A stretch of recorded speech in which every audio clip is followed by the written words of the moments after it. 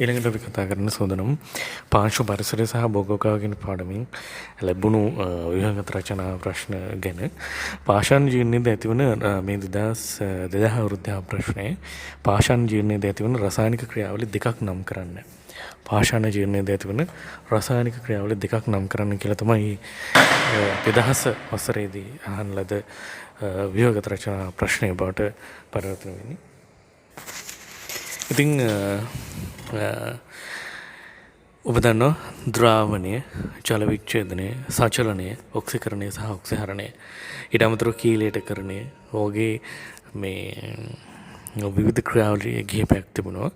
ඔබ දන්නවා ද්‍රාවණය කියලා කියන්නේ පාෂාණ වල තියෙන ಖನಿಜ ජලයේ හරි ජලය කාබන් ඩයොක්සයිඩ් සමග සාදන කාබනික අම්ලයෙන් තියවීම, ජල විච්ඡේදනය කියන්නේ ජලය දෙකට කැඩලා හදන හයිඩ්‍රජන් ධනයනේ සහ OH පාෂාණ වල කන්ද සමග ඒකාබද්ධ වෙලා කරන කටයුත්ත. සචලනය කියන්නේ කාරණයක් දන්න ඔක්සිකරණය ඔක්සිජන් සමග සම්බන්ධ වීම, ඔක්සිහරණය ඔක්සිජන් ඉවත් කිරීම කියන කාරණාව හරහා සිද්ධ වෙන එක ක්‍රියාවලින් වගේ දේවල්. ඊළඟට දෙවන ප්‍රශ්නය ප්‍රසෙහි ප්‍රධාන සංඝටක ලයසගත කරන ප්‍රධාන පාංශු සංඝටක පහක් ගැන අපි කතා කරනවා. පාංශු අකාවනික අංශු එහෙම නැත්නම් ඛනිජ, එහෙම නැත්නම් වැලි මැටි රොන් මඩ, පාංශු කාබනික අංශු කාබනික ද්‍රව්‍ය ඒවා කලිල විදිහට ක්‍රියාත්මක වෙනවා. පාංශු ජීවීන්, පාංශු ජලය සහ පාංශු වාතය පාංශෙහි ප්‍රධාන සංඝටක පහ ලයසගත කරන්න කියලා උන් කියන්නේ පාංශු අකාබනික අංශු, කාබනික අංශු, ජලය, වාතය සහ ජීවීන්. ඊළඟට 2063 වෙනි ප්‍රශ්නය පාංශු ජනන සාධක තුනක් නම් කරන්න. පාංශු ජනන සාධක තුනක් නම් කරන්නටයි ඔබට ලැබෙන්නේ. යනුව පාංශු ජනන සාධක අප කිව්වා ඒත් පහක් තිබෙනවා. දේශගුණය, ජෛව ගෝලය, භූෂමතාව, කාලය, මාතෘ ද්‍රව්‍ය. දේශගුණය, ජෛව ගෝලය, භූෂමතාව, කාලය සහ මාතෘ ද්‍රව්‍ය තමයි ප්‍රධාන පාංශු ජනන සාධක. දේශගුණය කියන කතා කරනකොට වර්ෂාපතනය වැඩි වෙනකොට පාංශු චලන ක්‍රියාවලියට ඒක බලපාන. උෂ්ණත්වයත් එහෙමයි. උෂ්ණත්වය වැඩි වෙනකොට කාබනික ද්‍රව්‍ය යෝජනය වැඩි වෙනවා. පස සකස් කිරීමේ ක්‍රියාවලිය වැඩි වෙනවා. මාතෘ ද්‍රව්‍ය හරහා තමයි පසට ඛනිජ ලැබෙන්නේ. ජෛව ගෝලයේ ජීවීන් හරහා තමයි කාබනික ද්‍රව්‍ය චීර්ණය වෙන්නේ, පාංශු ව්‍යුහ නිර්මාණය වෙන්නේ. භූෂමතාවය කියන්නේ භූෂමතාව හිරට මොහොල්ලා තියෙන දිශාව, උච්චත්වය, මුහුදු මට්ටමේ තියෙන උස ඔන්න ඔය කාරණා තුන විදිහට බලපාන පාංශු චලන ක්‍රියාවලිය වලට. ඒ කියන්නේ භූෂමතාවයේ කොටස් තුනක් තිබෙනවා. හිරට මොහොල්ලා තියෙන දිශාව, හිරට මොහොල්ලා පවතින දිශාවේ පස මේ හොඳින් හැදෙනවා. පස හොඳින් නිර්මාණය වෙනවා. අනික් පැත්තට සාපේක්ෂව උච්චත්වය වැඩි වෙනකොට උෂ්ණත්වය වෙනස් වෙනවා. යනුව පාෂාණ මේ පාංශු ජනන ක්‍රියාවලිය වෙනස් වෙනවා. කියන කාරණා ගැන කතා කරන්න ඕනේ. ඊළඟ ප්‍රශ්නය පාංශු ඛාදනය පහත ප්‍රියවරවලදී යොදාගත හැකි පාංශු ඛාදනය පාලනය කිරීමේ ක්‍රම එක බැගින් දක්වන්න. පාංශු ඛාදනයේ පහත පියවරවලදී යොදාගත හැකි පාංශු ඛාදනය පාලනය කිරීමේ ක්‍රම එක බැගින් දක්වන්න කියලා කියන්නේ. පළවෙනි එක තමයි පාංශු දේහෙන් පස් අංශු වෙන්වීම පාලනය. ඔබ දන්නවා පාංශාන මේ ජීර්ණයේ ප්‍රධාන කොටස්, පාංශු ඛාදනයේ ප්‍රධාන කොටස් තුනයි. පස් අංශු පාංශු දේහෙන් වෙන්වීම, ඊට පස්සේ වෙන්වුණු පස් අංශු ප්‍රවාහණය වීම, සයින් අනුතුරු ඒවා තැන්පත් වීම. යනුව පළවෙනි කොටස යන්නේ පාංශු දේහෙන් පස් අංශු වෙන්වීම පාලනයට කරන්න ඕනේ ක්‍රම මොනවද කියන එක. ඔබ දන්නවා පසට වසුනක් යොදන්නට පුළුවන්. පළවෙනි එක පස් අංශු පාංශු දෙහෙන් වෙන්වීම වළක්වන්නට ඔබ කැමති නම් පසට වසුනක් යොදන්න පුළුවන්. එතකොට පස ආවරණය වෙනවා. පස් අංශු පාංශු දෙහෙන් ගැලවිලා යන එක වර්ධනවා. ඊළඟට ආවරණ භෝග වගා කරන්නත් පුළුවන්. එතකොට පස සෝදාගෙන යාම මතු පිට අපදාව ක්‍රියාවලිය අඩු වෙනවා. පසට කෙලින්ම මේ පස් මේ වැහි බින්දු වැටෙන්නේ නැහැ. ඒවා ගස් වලට වැටිලා ඒක තියෙන මේ තීව්‍රතාව වේගය අඩු වෙලා තමයි වැටෙන්නේ. තුර පස හැරෙන්නේ නැහැ. සුළං බාධක ගසට වන්න පුළුවන්. එතකොටත් පස් අංශ කෙලින්ම වැටෙන්නේ නැහැ. කෙලින් වැටෙන්නේ ගහයට වැටලා වේගය අඩු වෙලා තමයි වැටෙන්නේ. තුර පස හැරෙන ස්වභාවය අඩු වෙනවා, ගැලවෙන ස්වභාවය අඩු වෙනවා. ඊට අමතරව ආම්බිම සැකසීමේ ක්‍රියාදාමයට යොමු වෙන පුළුවන්. ආම්බිම සැකසීමේදී අපි ප්‍රාථමික මිල සැකසීමක් කරන්නේ නැහැ. කියන්නේ පස හැරීමක් කරන්නේ ද්විතීයික මිල සැකසීම ක්‍රියාවලියක් කරන්නේ. එතකොට එහෙම කරන්න පුළුවන් කාරණා විතරයි. ඕන ශුන්‍යබිම සැකසීමට යන්න පුළුවන් කිසිම දෙයක් සිදු වෙන්නේ නැහැ. ශුන්‍යබිම සැකසීම කියලා කියන්නේ අපි බොගවන තීරුව සුද්ධ කරලා බොගවගා කරන එක.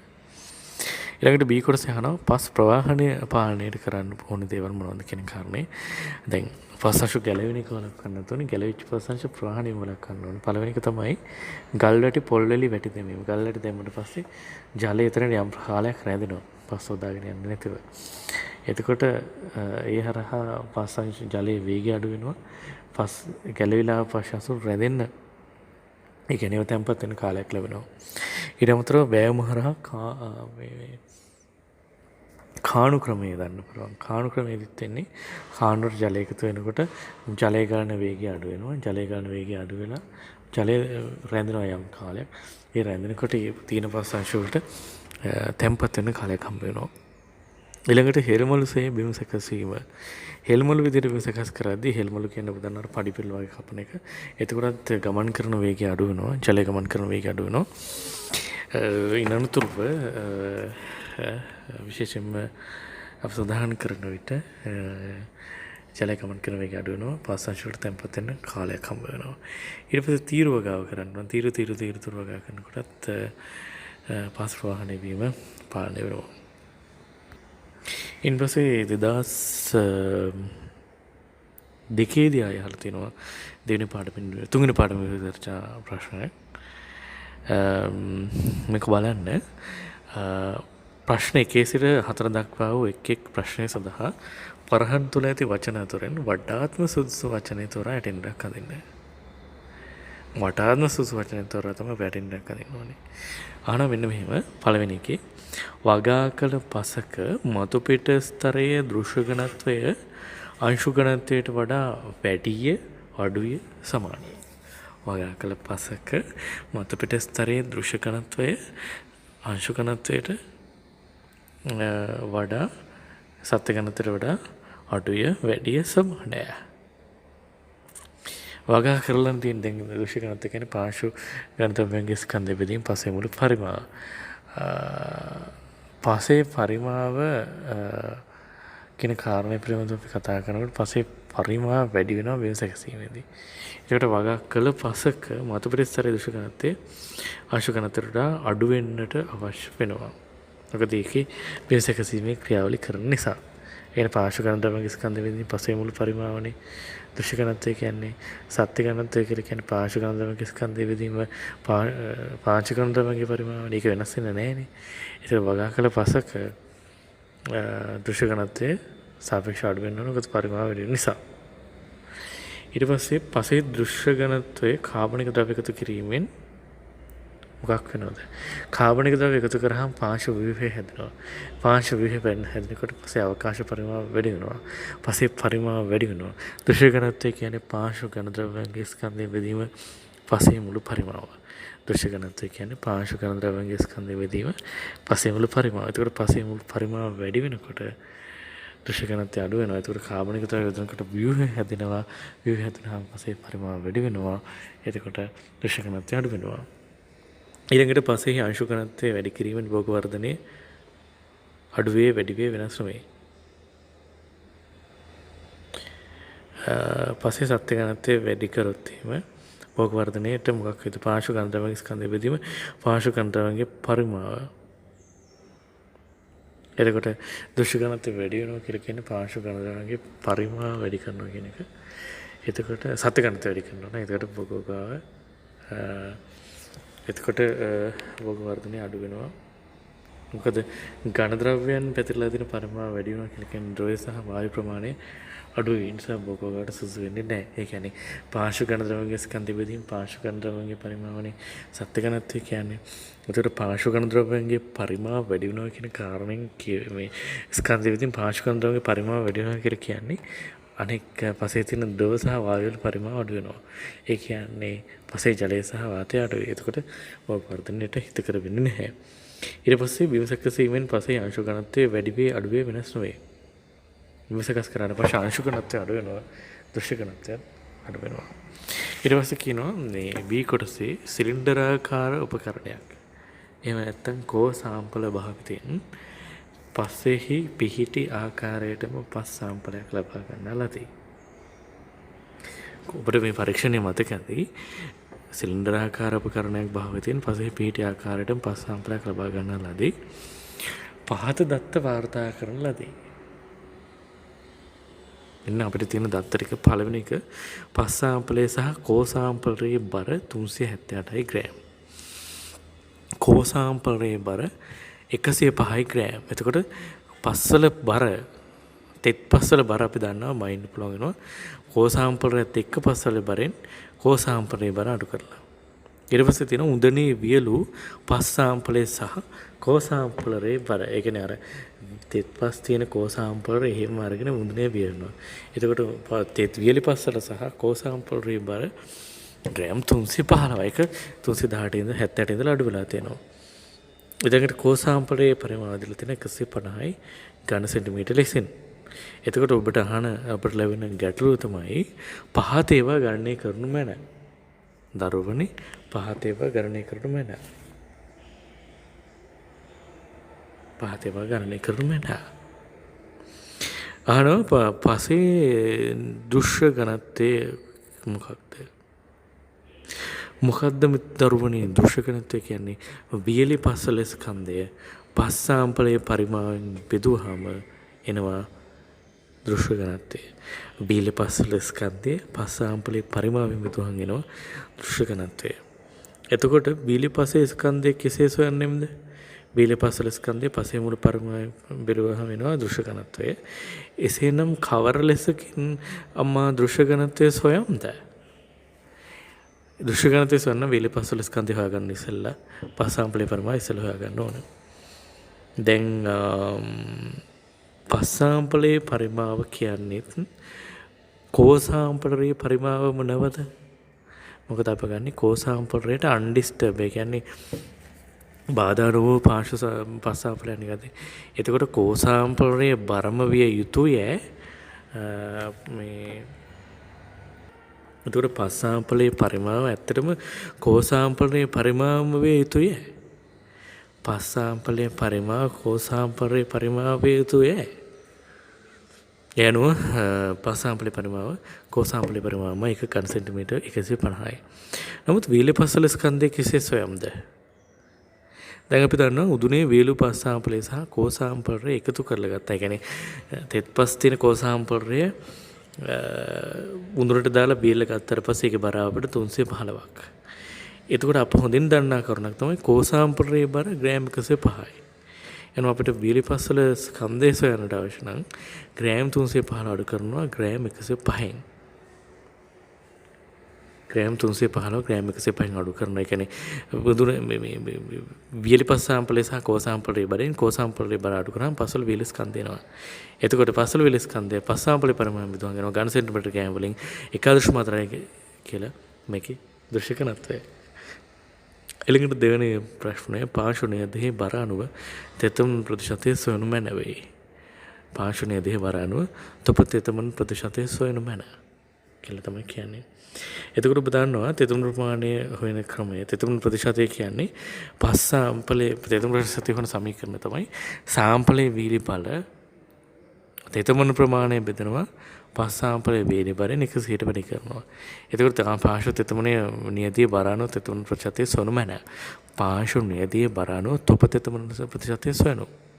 එතකොට සාම්පලයේ මෙච්චර වීලි බරකට තෙතමනේ මෙච්චර තිබුණා නම් 100කට කොච්චර තියෙනවද? සාම්පලයේ වීලි බර මෙච්චරකට තෙතමන ප්‍රමාණය මෙච්චර තියෙනවා නම් 100කට කොපමණද? එතකොට තෙතමන ප්‍රමාණය බෙදනවා වීලි බරෙන් ඒක වැඩි කරනවා 100න්. එසේනම් මේ සංරචක දෙක අප සොයාගත වෙනවා නේද? අප මේ සංරචක දෙක සොයාගත යුතුයි. එනම් පළවෙනි එක තමයි තෙතමන ප්‍රමාණය. තෙතමන ප්‍රමාණය කොහොමද හොයන්නේ? අපිට පුළුවන් පස් සාම්පලයේ සහ කෝ සාම්පලයේ ඒ කියන්නේ තෙත් පස් සහිත කෝ සාම්පලයේ බර තියෙනවා ග්‍රෑම් 368ක්.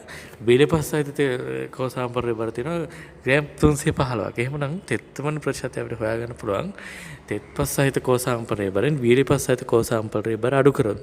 එනවා තෙත් පස් සහිත කෝ සාම්පලයේ බර ග්‍රෑම් 378ක් වන අතර වියලි පස් සහිත කෝ සාම්පලයේ බර ග්‍රෑම් 315ක් ලෙස සටහන් වෙනවා.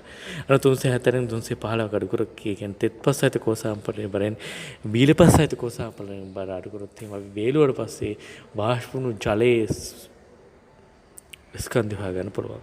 අර 370ට 350 අඩු කරන්න පුළුවන්. එසේනම් දරුවනේ වියලි සාම්පලේ වීර්ය බර කොහොමද? අපි දන්නවා සාම්පලේ වියලි බර කියන්නේ උදුනේ වියලු පස් කියන්නේ කෝ සාම්පලේ සහ වියලි පස් වල බර අපිට හමුණා 315ක විදියට. එතකොට ඇත්තටම එතන වියලි පස් වල බර සහ කෝ සාම්පලේ බර කියන දෙකම තියෙනවා. එහෙනම් වියලි පස් වල බර තනිව සොයා ගන්නට 315 අඩු කරන්න වෙනවා කෝ සාම්පලේ බරෙන්. යනුව 315 අඩු කරනවා කෝ සාම්පලේ බර 105න්. යනුව අපිට ආවා තෙතුම් ප්‍රමාණය 73යි වියලි බර ආවා 210ක 100න් වැඩි කරන් 30ක තෙතුණු ප්‍රතිශතයක් මේ පසේ තිබලා තියෙනවා. යලිත් ඔබට ගණන් පමණයි.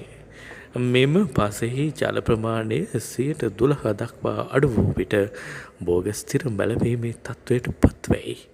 උපකරණය කළ ජල ප්‍රමාණය ශ්‍රේෂ්ඨ ධාරිතාව ලෙස සලකා පසේ ඇති ශ්‍රාකයට ලබාගත හැකි ජල ප්‍රමාණය කරණය කරන්න. මෙම පසෙහි ඇති ජල ප්‍රමාණය 12 දක්වා අඩු වූ විට භෝගස්ථිර බැලවීමේ තත්ත්වයට පත්වෙයි. උපකරණය කළ ජල ප්‍රමාණය ශ්‍රේෂ්ඨ ධාරිතාව ලෙස සලකා පසෙහි ඇතේ ශ්‍රාකයට ලබාගත හැකි ජල ප්‍රමාණය සොයන්න. දැන් අපි දන්නවා පසේ තියෙන ලබාගත හැකි ජල ප්‍රමාණය කියන්නේ ක්ෂේත්‍ර ධාරිතාවයේ සිට ස්ථිර බැලවීම දක්වා ඇති ජල ප්‍රමාණයයි. ලබාගත හැකි ජල ප්‍රමාණය කියලා කියන්නේ ක්ෂේත්‍ර ධාරිතාව ස්ථිර බැලවීම අංකයත් අතර වෙනස. ක්ෂේත්‍ර ධාරිත අවස්ථාව කියන පසෙහි තියෙනම ඔබ දන්නවා අප විශේෂ සඳහන් කරන විට මහා අවකාශවල ජලය සහ ශුද්ධ අවකාශවල වාතය තියෙනවා. ශුද්ධ අවකාශවල ජලය තියෙනවා. එතකොට මේ ක්ෂේත්‍ර ධාරිත ශුද්ධ අවකාශවල ජලය තියෙන අවස්ථාව අපි ක්ෂේත්‍ර ධාරිත අවස්ථාව කියන එක සිට පසුවීන අවස්ථාව දක්වන ස්ථිරවලීමේ සංගුණකය දක්වා වන අවස්ථාවල ජල ප්‍රමාණවල වෙනස තමයි ලබාගත හැකි ජල ප්‍රමාණය. ස්ථිරවලීමේ අංකය කියලා කියන්නේ කාරණය ගැන අපි කතා කළ යුතුයි. ඒ අනුව දැන් අපි දන්නවා පසේදී අපි හොයාගත්ත ප්‍රතිශතය 30%නේ. ඒකට ස්ථිරවලීමේ අංකය 12 ලෙස අපට ලබා දී තියෙනවා. කියන්නේ භෝග ස්ථිරවලීමේ තත්ත්වයට පත් වෙන 12දී. එතකොට 30න් 12 කඩු කරායි 18යි ඔක තමයි ලබා ගන්න පුළුවන් ජල ප්‍රමාණය. එතකොට 30ම 30ක් තිබ්බත් දෙකෙන් පස්සේ ලබා ගන්න පුළුවන් ඉන්නේ 18ක් විතරයි. ඊට පස්සේ ස්ථිර වැලීමේ අංකයට පස්ස ගමන් කරනවා. ඊළඟට හතරවෙනි ප්‍රශ්නේදී අප ඍජුවම ප්‍රශ්න කරනවා. පසේ ලබාගත හැකි ජලයේ 50 දක්වා අඩු පිට ශාකවලට ජලය ලැබිය යුතු නම් කොපඩ පාංශු ජල ප්‍රවාහයකදී ශාකවලට ජලය දිය යුතුද? පසෙහි ලබාගත හැකි ජලයේ 50 දක්වා අඩු වූ විට ශාකවලට ජලය සැපිය යුතු නම් කොපඩ පාංශු ජල ප්‍රවාහයකදී ශාකවලට ජලය දිය යුතුදයි කියලා. එතකොට පස්සේ ලබා ගන්න පුළුවන් ජලය 50 දක්වා අඩු නම් තමයි ශාකයට ජල ලබා සපයන්න ඕන වෙන්නේ. එතකොට අපි දන්නවා ලබාගත හැකි ජල ප්‍රමාණය 18යි. එතකොට එකෙන් 50 තමයි හොයන්නට ඕන වෙන්නේ. එතකොට 18 වැඩි කිරීම 50 කියන්නේ 9යි. එතකොට දැන් අපි දන්නවා ක්ෂේත්‍ර ධාරිතාවේදී ජල ප්‍රමාණය 30යි.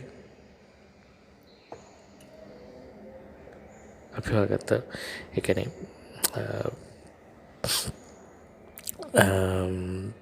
30යි. ඒකෙන් 9ක් අඩුනවා කියන්නේ 21යි.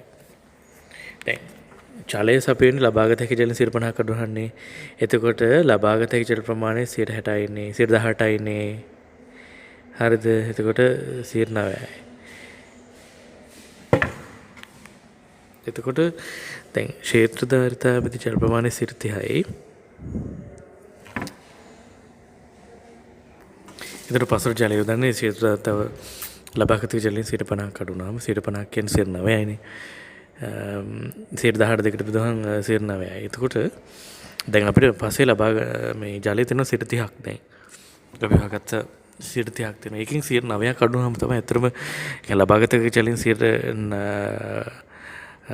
දෙකෙන් එකක් 50% අඩු වුණාට පස්සේ 9ක්. එතකොට ලබාගත ජලයෙන් 100 එතකොට ක්ෂේත්‍ර ධාරිත අවස්ථාවේ අර ලබාගත ජලයේ භාගය කියන්නේ 18 අඩු කරන්න ඕන. 9 අඩු කරන්න ඕන. එතකොට 21ක ජල ප්‍රමාණයක් තියෙනකොට පස්සේ අපි ජලය සපයන්නට අවශ්‍ය වෙනවා. මේ පාඩම් ප්‍රාදරව ගණන් තමයි ගොඩක් වෙලාවට. හැබැයි ඒවා සංකීර්ණ නැහැ.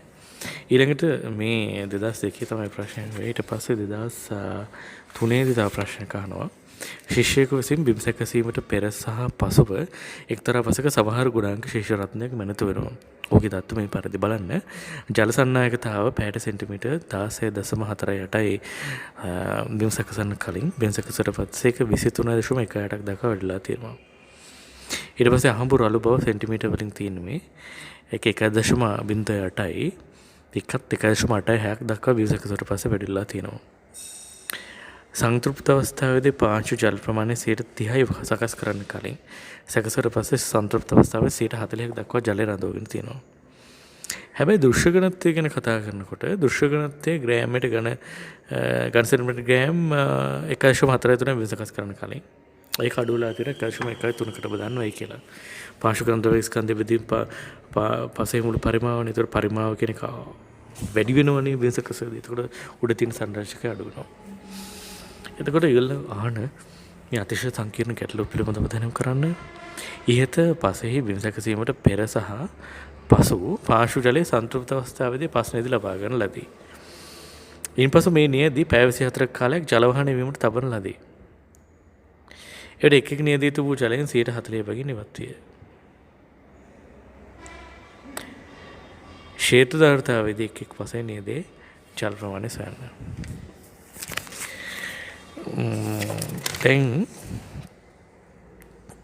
දැන් අපි බලමු. ඒ කියන්නේ මුල් දැන් මෙතන අහන්නේ හිත පස්සේ බිම් සැකසීමට පෙර සහ පසු පාංශු ජලයේ සංතෘප්ත අවස්ථාවේ පස්සේ ලබා ගන්න ලදී. මේ අවස්ථා දෙක බිම් සැකසීමට කලින් ආරම්භ වෙන්න ඊට පස්සේ වෙන්න. එතකොට පැය 24 කාලයක් ජල වහන වෙන්නත් මේවා තියලා තියෙනවා. ඊට පස්සේ එක එක සාම්පලයේ තිබු ජලයෙන් 40ක් අයින් වෙනවා. ක්ෂේත්‍ර ධාරිතාව එක එක ප්‍රශ්නයේදී ඇති ජලයේ ප්‍රමාණය සොයන්න. දැන් බිම් සැකසීමට කලින් අපි ගත්ත ප්‍රශ්නයේදී හිතමුකෝ. ඒකේ සංතෘප්ත වෙලාවේදී ජල ප්‍රමාණය 30යිනේ. එතකොට ක්ෂේත්‍ර ධාරිතාව තියෙන්නේ 130න් දැන් සංතෘප්ත ජල ප්‍රමාණය 30යිනේ. එතකොට අප කිව යුතුයි. ඒක දැන් මෙතන කියනවා එක් එක් අවස්ථාවේ තිබුණු ජලයෙන් දැන් සංතෘප්ත අවස්ථාවේ තිබුණු ජල ප්‍රමාණයක් තියෙනවා. ඊට පස්සේ ඒ ජලයෙන් 40ක් අයින් වෙලා තියෙනවා. මේගොල්ලෝ මේ සංතෘප්ත ප්‍රතිශතයෙන් 40ක් අයින් වෙලා තියෙනවා. 34ක් තිබුණට පස්සේ ඒ කියන්නේ දැන් සංතෘප්ත අවස්ථාවෙන් 40ක් අයින් වෙලා කියන්නේ ඇත්තටම සංතෘප්ත අවස්ථාවේ තිබුණු ජල ප්‍රමාණය 60යි නිතරලා තියෙන්නේ. සංතෘප්ත අවස්ථාවේ තිබුණ එකකින් 40ක් අයින් වුණා කියලා කියන්නේ සංතෘප්ත අවස්ථාවේ තිබුණ ප්‍රතිශතයෙන් 60ක් දැන් ඉතුරුලා තියෙනවා. ඉතින් 40 අයින් වෙලා තියෙනවා. එතකොට බිම් සැකසීමට පෙර සංතෘප්ත ජල ප්‍රමාණය 30යිනේ. හරිද? දැන් අපි මේ පැය 24ක් තිබුවහම ක්ෂේත්‍ර ධාරිත අවස්ථාවට පත් වෙනවා. එතකොට අර 130න් 60ක් දැන් අඩු වෙලා තියෙන්නේ.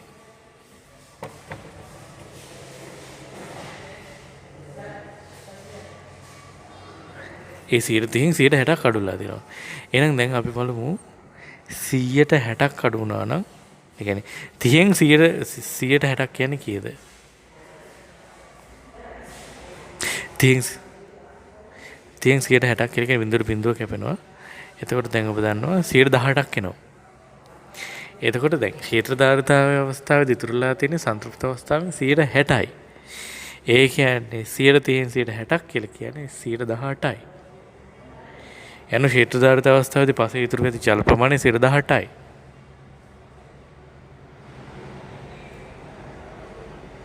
ඊට පස්සේ අපි ওই බිම් සැකසීමෙන් පස්සේ ගත්ත ඔය ඇවිල්ලා කලින් කියන්නේ බිම් සැකසීමට පෙර අවස්ථාව ගත්ත තේම. ඊළඟ බිම් සැකසීමෙන් පස්සේ ලබාගත් ජල නියතය ගත්ත තේම. ඒකට කරන්න තියෙන අර සන්තෑසීම තමයි. බිම් සැකසීමට පස්සේ සංතෘප්ත අවස්ථාවේ 40ක් තිබ්බා. පැය 24ක් තිබ්බන් ඒක 60කින් අඩු වුණා. එහෙනම් 40න් 60ක් කියන්නේ කීයද බලන්න. 120 4යි. ඒ අනුව දැන් තියෙන්නේ 127ක ජල ප්‍රමාණයක්. දැන් ඉතුරුලා තියෙන්නේ 124ක ජල ප්‍රමාණයක්.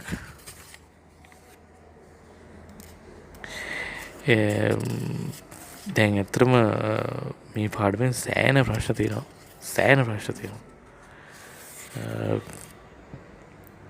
ඒ කියන්නේ අපිට කියන්න ඕනේ. ඊට පස්සේ 2000